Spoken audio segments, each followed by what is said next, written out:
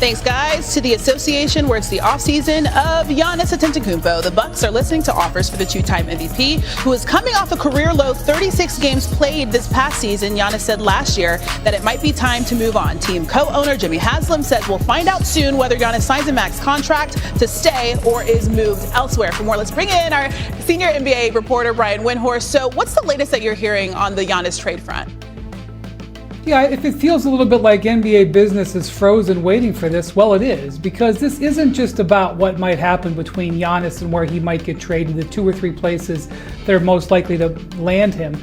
But this could trigger second and third level moves that where the players who were involved in this trade for Giannis could be removed. And those teams that could potentially get involved in that are standing by and watching closely. And that even could involve further draft picks. Just go back a couple of years ago when one of the big moves of the summer was Dame Lillard getting traded to Milwaukee. Well, that maneuver freed up Drew Holiday to be traded in a secondary trade to Boston, a trade that ended up being one of the most important trades of the summer. So you have teams sitting with cap space waiting to see if they have an opportunity like that. A team like the Lakers, a team like the Nets, a team like the Pistons. And so to a certain extent, Giannis is holding up all NBA business right now. All right, we'll wait to see what is going on in Milwaukee. The future of LeBron James is also up in the air. He's set to become an unrestricted free agent. Wendy, what's the likelihood that he returns to the Lakers for his 24th season? Well, I think LeBron is quite interested in going back to the Lakers. And here's the thing about this.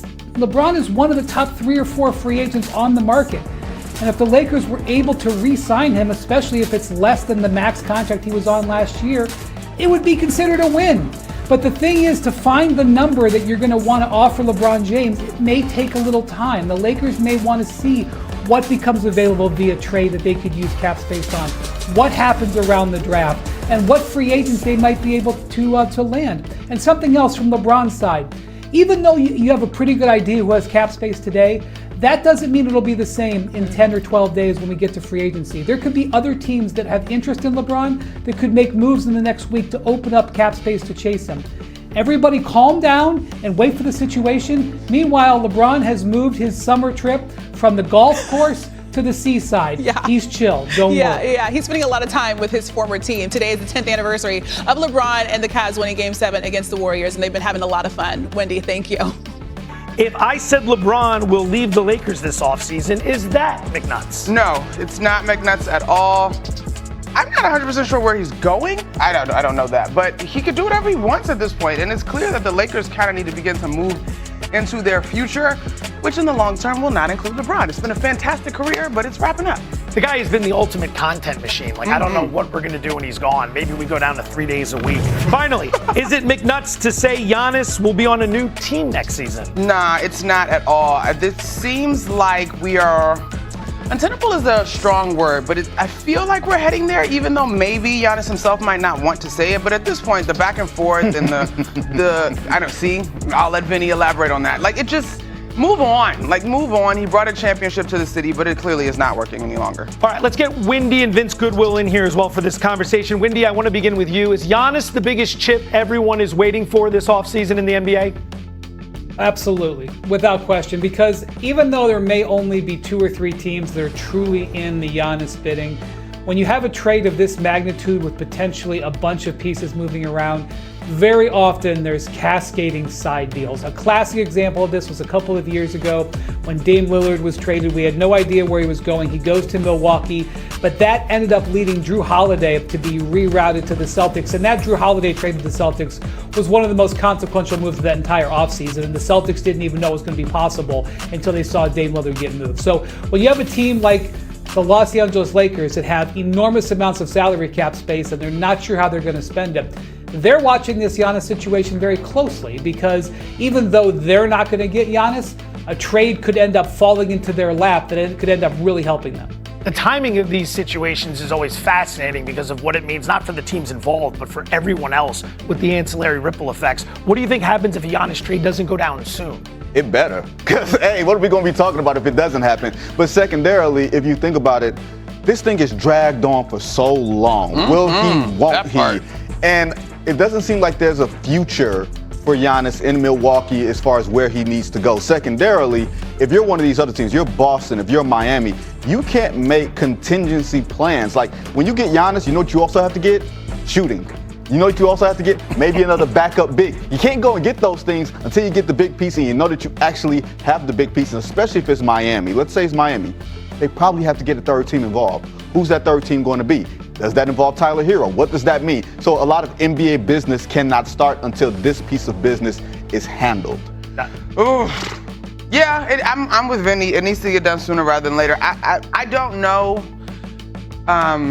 exactly what it looks like, but you definitely have to get pieces around Giannis. And I also think you got to make sure that you've got the personality pieces that are going to be required. I mean, Giannis is a big-time superstar. He comes with big-time superstar things. We'll see. I'm just not sure where he is at this point in his career. Is he still a very valuable asset? 100%. I mean, he's a guy that is constant conversation in the MVP race when you just look at it statistically. But we've not seen him really perform in a postseason in 3 years now. So I'm really fascinated to see what teams think that they're going to do if they make this move. Health ultimately a concern as well. Windy, final word. Jump back in here. Yeah, so I feel like the whole league to a certain extent is going to change when Giannis is moved. And I do believe he will be moved. And when that happens, there's going to be a change in the balance of power. The team that acquires him is going to become on some level a contender. And so that's why we spend all of this time paying attention to it. But when you're trading a player that makes $50 million in this modern day and age, it's extraordinarily complicated. And that's why it's very tedious. But every single day that goes by, these negotiations, it's because there's so much stakes, there's so much skin in the game, and that's why we talk about it every day. It was so much fun when this started with Giannis saying, I don't want to request a trade. I just, remember all that? Milwaukee Bucks. But how that actually affects the way teams want to move around and picks fly around in this draft, right? Yeah, one of the reasons why the league is a little bit frozen right now is not just because of who might get Giannis. It's the second and third layer. This is going to be probably a very large multiplayer trade.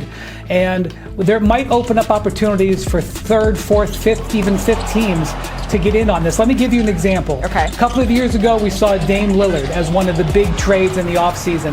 Dame Lillard goes to Milwaukee, and it ends up allowing Drew Holiday to move to Boston. Right. And that move, Drew Holiday ending up in Boston, ended up being impactful in the championship race. And so, like, you have a team like the Lakers, for example. The Lakers are sitting there with potentially a lot of salary cap space. Who's to say that this trade potential trade with Giannis doesn't open up an opportunity for them to get in and get a player that could potentially help them? So you've got a bunch of teams watching around the outside of the circle as Milwaukee tries to handle their business in the coming days. What's the timeline we're looking on, like with that, Bobby? Well, I think you have to have something concrete by the night of the draft, Malika. And I think certainly if you're looking at a team like Miami, who's at pick 13, and certainly they're in play with Giannis, I think if you're the Bucks, you want to have an idea, because you basically would be picking for the Heat in that situation. Or if you had the 13th pick, let's say something happens over the weekend, can you take 10 and 13, your other first, and potentially get into maybe the top 8 in this year's draft? So Brian hit it right on the head. There's a part 1 to this trade, and then there's going to be a part 2, 3, and potentially 4 as something else that could happen here. Well, and to tag off of what Bobby just said there, like if you're moving into the top 10, the reason why this is the draft that you want to be able to do that in is because of the plethora of talent. Yeah. You mentioned, I think Brian mentioned it, the Clippers at 5. That's where the draft really becomes fun, because you've got some guard play there where you're anticipating you're drafting a guard that can be your lead guard for the next decade. That's how deep and how talented this draft is at the guard position in particular. And so for the Bucks, if they're able to make a move because of Giannis and trade up, this has been a draft class that came into college basketball with a ton of hype. Yeah. And that hype was met with the production that it had on the court. Now they enter into the NBA draft with that same kind of hype. And the question is, will they deliver on that same kind of expectation like we saw from 1996, like we saw from 2003? That's where we're talking about this draft class in particular, and that's why it's going to be so exciting in Brooklyn next week. Yeah, when you talk about the